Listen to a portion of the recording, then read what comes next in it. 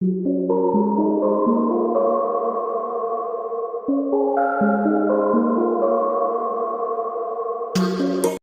The Lord. सभी को जय मसीह की। मैं एक बार फिर से प्रभु का धन्यवाद देता हूँ। आपके बीच में प्रभु यीशु ने आने का सौभाग्य दिया।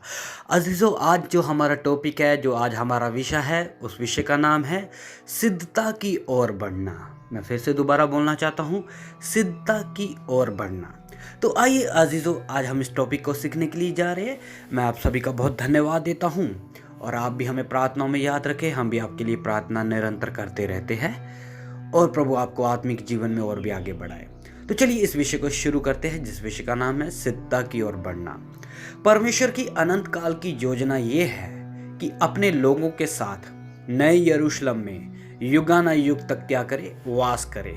परमेश्वर का अनंत काल का योजना यही है कि क्या योजना है कि वो अपने लोगों के साथ यरूशलेम में युगानुयुग तक क्या करे, वास करे। हम एक आयत देखते हैं, आइए निकाल लीजिए। प्रकाशित वाक्य, रेवलेशन प्रकाशित वाक्य 21 अध्याय उसका 1 से लेकर 4 तक। प्रकाशित वाक्य 21 का 1 से लेकर 4 तक हम पढ़ते। इधर लिखा है, फिर मैंने नए आकाश नई पृथ्वी को देखा, क्योंकि पहला आकाश और पहली पृथ्वी जाती रही थी और समुद्र भी ना रहा। फिर मैंने पवित्र नगर नए यरूशलेम को स्वर्ग से परमेश्वर के पास से उतरते देखा। वह उस दुल्हन के समान थी जो अपने पति के लिए श्रृंगार किए हो। फिर मैंने सिंहासन में से किसी को ऊंचे शब्द से ये कहते सुना, देख, परमेश्वर का डेरा मनुष्यों के बीच में है। वह उसके साथ डेरा करेगा और वह उसके लोग होंगे और परमेश्वर आप उनके साथ रहेगा और उनका परमेश्वर होगा। वह उनकी आंखों से सब आंसू पोंछ डालेगा और उसके बाद मृत्यु ना रहेगी और ना शोक, ना विलाप, ना पीड़ा रहेगी। पहली बातें जाती रही। तो अजीजों, मैं आपको बताना चाहता हूं, प्रेम से भरे हुए हमारे स्वर्गीय पिता ने मनुष्यों को अपने स्वरूप और समानता में बनाया कि उनके साथ युगानुयुग तक वास करे। मनुष्य जो पाप के कारण परमेश्वर से अलग हो गया था, उसको यीशु मसीह के द्वारा परमेश्वर के घर में पैदा होने का क्या मिल गया, सौभाग्य प्राप्त हुआ। इफिसियों की पत्री 2 का 19 आप पढ़ लीजिएगा। पवित्र आत्मा के द्वारा हम सिद्धता की ओर बढ़ते जाए।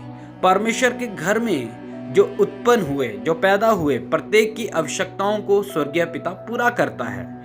तो मैं आपको बताना चाहता हूं, यीशु मसीह ने कहा, इसलिए मैं तुमसे कहता हूं कि अपने प्राण के लिए ये चिंता ना करना कि हम क्या खाएंगे, क्या पिएंगे और अपने शरीर के लिए क्या पहनेंगे। क्या प्राण भोजन से और शरीर वस्त्र से बढ़कर नहीं? आकाश के पंछियों को देखो, वह ना तो बोते हैं, ना काटते हैं और ना खत्तों में बटोरते हैं, फिर भी तुम्हारा स्वर्गीय पिता उनको खिलाता है। क्या तुम उनसे अधिक मूल्य नहीं रखते? तुम में से कौन है जो चिंता करके अपनी आयु में एक घड़ी भी बढ़ा सकता है? और वस्त्र के लिए क्यों चिंता करते हो? जंगली शोषणों पर ध्यान करो कि वह कैसे बढ़ते हैं। वह ना तो परिश्रम करते हैं और ना कताते हैं। तो भी मैं तुमसे कहता हूँ कि सुलेमान भी अपने सारे वैभव में उनमें से किसी के समान वस्त्र पहने हुए ना था। इसलिए जब परमेश्वर मैदान की घास को, जो आज है और कल झाड़ में झोंकी जाएगी, ऐसा वस्त्र पहनाता है, तो हे अल्पविश्वासियों, तुमको वह इनसे बढ़कर क्यों ना पहनाएगा। इसलिए तुम चिंता करके ये ना कहना कि हम क्या खाए या क्या पहनेंगे, क्योंकि अन्य जाति इन सब वस्तुओं की खोज में रहती है।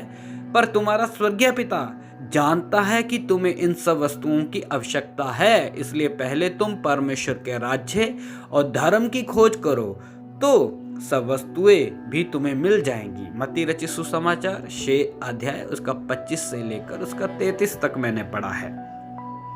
तो आपको मैं बताना चाहता हूं, प्रभु यीशु ने कहा, तुम्हारा पिता तुम्हारे मांगने से पहले ही जानता है कि तुम्हारी क्या क्या आवश्यकताएं है। मत्ती 6 का 8 में अपनी सारी चिंता उसी पर डाल दो, क्योंकि उसको तुम्हारा ध्यान है। पहला पतरस 5 का 7।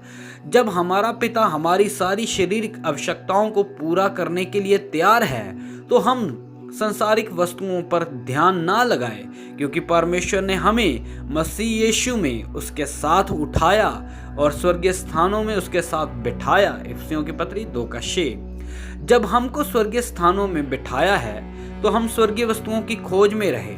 जब तुम मसीह के साथ जिलाए गए तो स्वर्गीय वस्तुओं की खोज में रहो, जहां मसीह विद्यमान है और परमेश्वर के दाहिनी ओर बैठा है। पृथ्वी पर की नहीं परंतु स्वर्गीय वस्तुओं पर ध्यान लगाओ। कुलुसियों 3:1 और 2।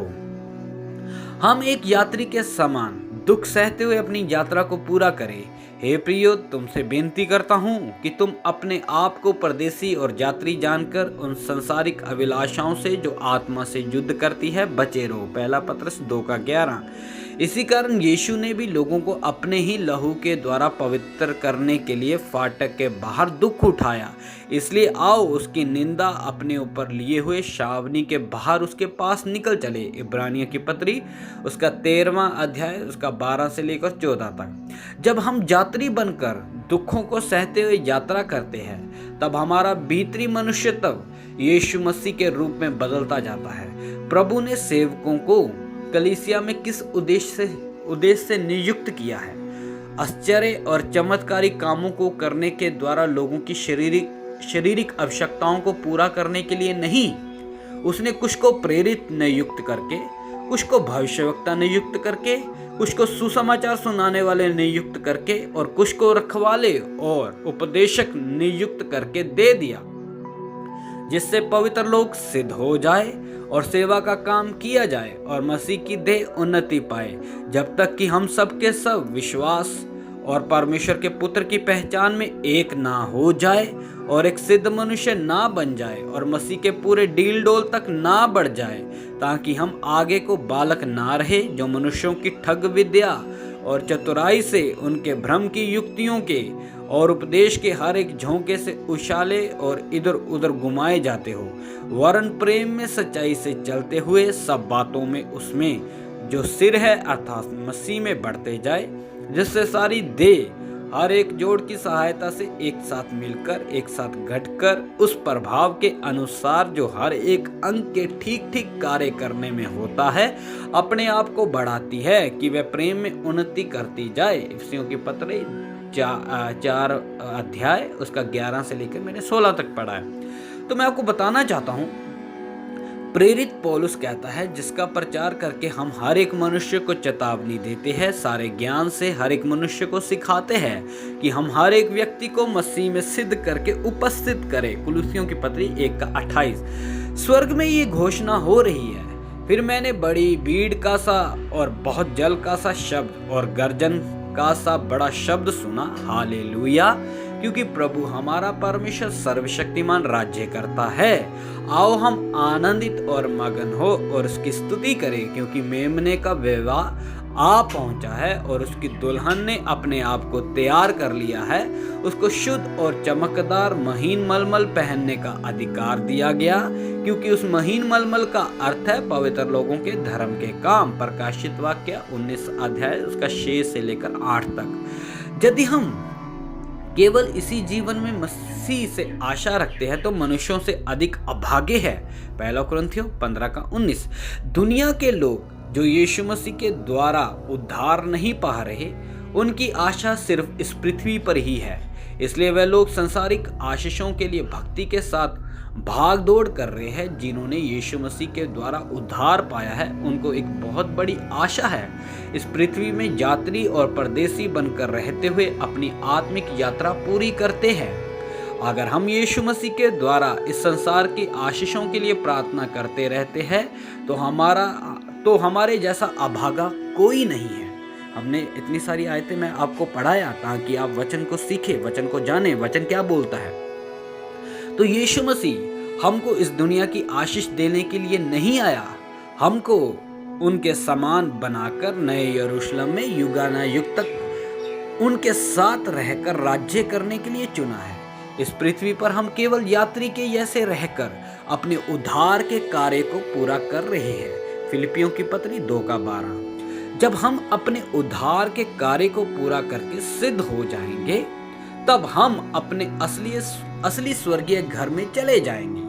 नए यरूशलेम में हम अपने पिता परमेश्वर और यीशु मसीह के बराबर में सिंहासनों पर बैठकर युगानुयुग तक राज्य करेंगे। ये हमारी एक आशा है।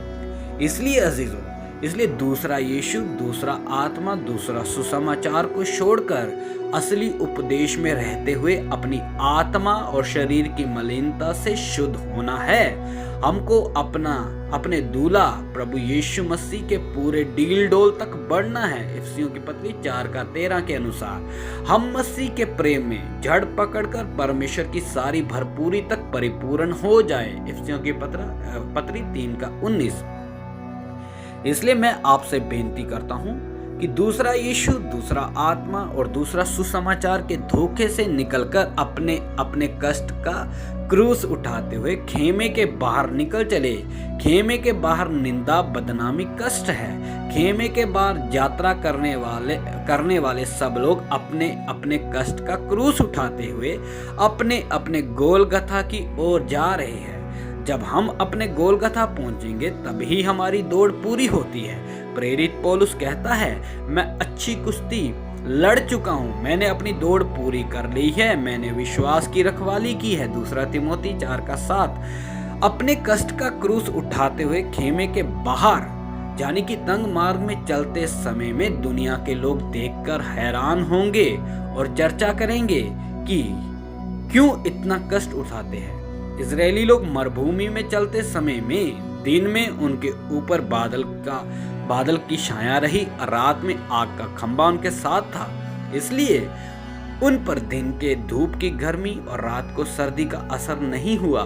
ठीक इसी रीति से खेमे के बाहर अपने कष्ट का क्रूस उठाकर अपने गोलगथा की ओर दौड़ने वाले सिय्योन के यात्रियों के लिए परमेश्वर अपने पवित्र आत्मा के आनंद की नदी में बहा रहा है। जब हम इस आनंद की नदी में तैरते हैं, सिय्योन की यात्रा करते हैं, तब हमारा हृदय आनंद से भरा रहता है। इसके लिए मैं आपको आयतें दे देता हूँ, आप पढ़ लीजिएगा अपना बाइबल निकाल कर, वो आयतें आप नोट कर लीजिएगा। भजन संहिता 46 अध्याय उसका 4 और 5, भजन संहिता 46 का 4 और 5, फिर यहेजकेल की पुस्तक 47 का 1 से लेकर 5 तक, फिर यूहन्ना रचित सुसमाचार उसका 7वां अध्याय उसका 37 से लेकर 39 तक, यूहन्ना रचित सुसमाचार 7 अध्याय उसका 37 से लेकर 39 तक, फिर रोमियो की पत्री उसका 14 अध्याय उसका 17 वचन, रोमियो 14 का 17।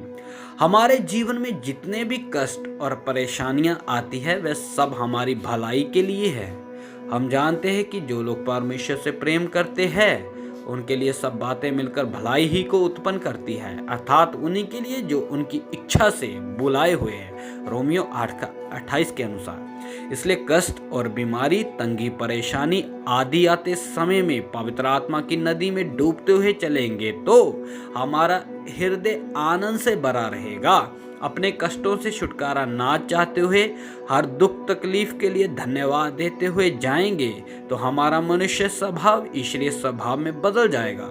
जो लोग सिय्योन के सफर में खेमे के बाहर चलते हैं वह हर बातों के लिए परमेश्वर से अनुग्रह या कृपा पाते हुए आनंद से चलते हैं। अगर किसी कष्ट या दुख में दर्द का अनुभव होता तब अपने स्वर्गीय पिता से अनुग्रह या कृपा बहुतायत से मांग सकते हैं, तब हमारा हृदय आनंद से भरा रहता है। इसलिए प्रेरित पौलुस कहता है, प्रभु में सदा आनंदित रहो। मैं फिर कहता हूँ, आनंदित रहो। फिलिप्पियों की पत्री 4:4।